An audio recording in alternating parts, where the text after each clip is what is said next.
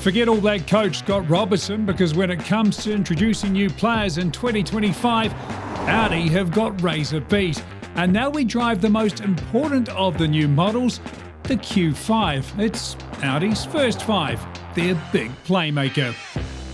Okay, I'll stop with the rugby analogies. Welcome to the New Zealand launch of the Audi Q5 and SQ5. See, I resisted the urge to call it a trial. Welcome to the garage. Subscribe to see the first drives of New Zealand's newest and best cars driven on New Zealand roads and New Zealand conditions.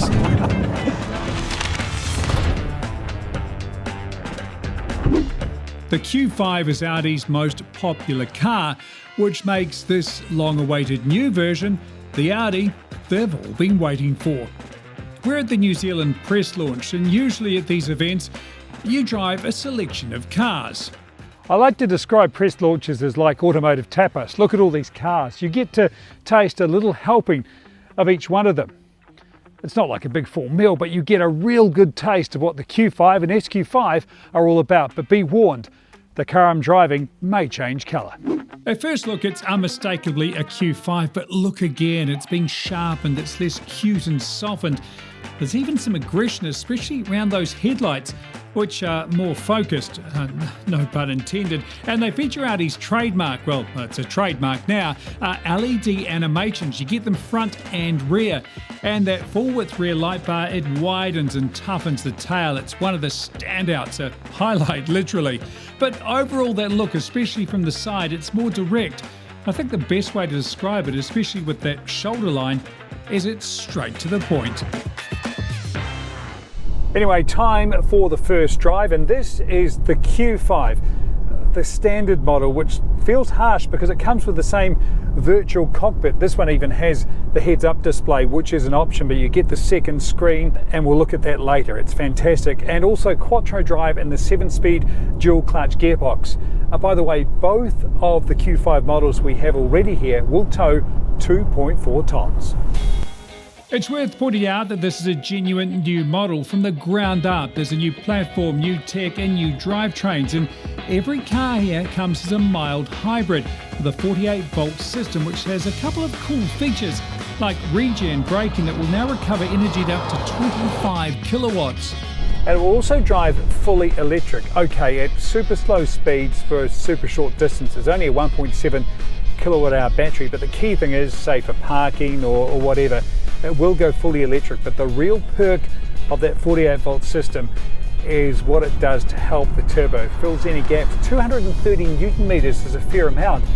And to put that in perspective, you add that to the power of the SQ5, which is, well, not insignificant. We're talking 270 kilowatts. That's what, 376 brake horsepower.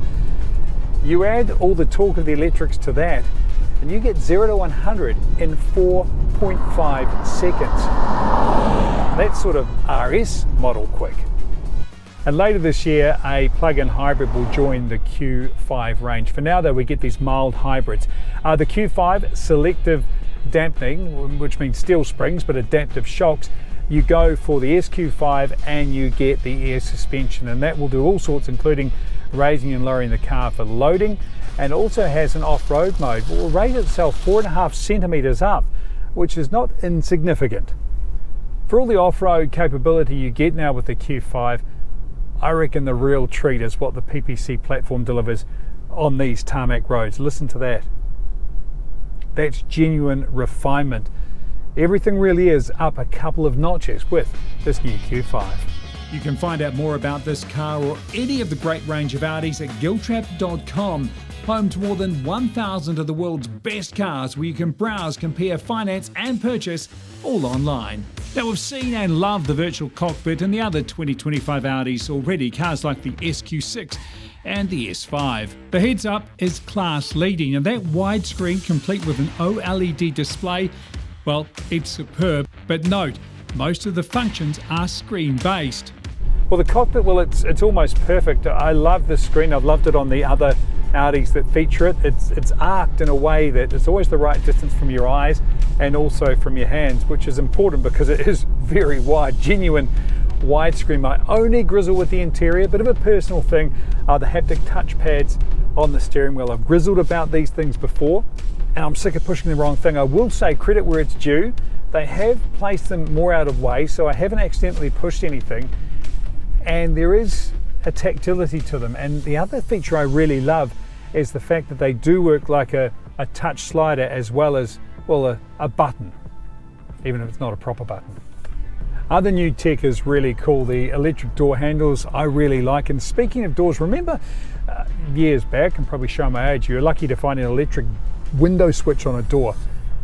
This control pad on this, there are more buttons actually on here than there are on the rest of the dash. Now, the usual deal with any new version of a car is that they get bigger in every direction.